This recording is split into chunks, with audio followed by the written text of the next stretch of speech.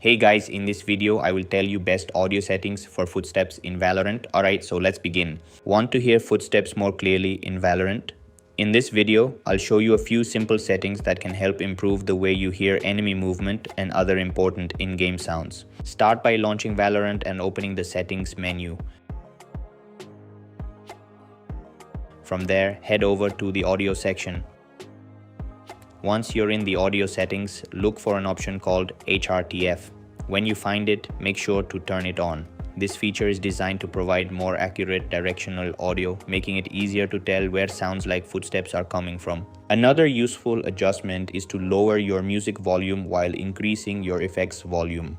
Since footsteps and many other important gameplay sounds are categorized as sound effects, boosting this setting can make them easier to hear during matches without other audio getting in the way. One more tip that can make a big difference is using a good pair of headphones.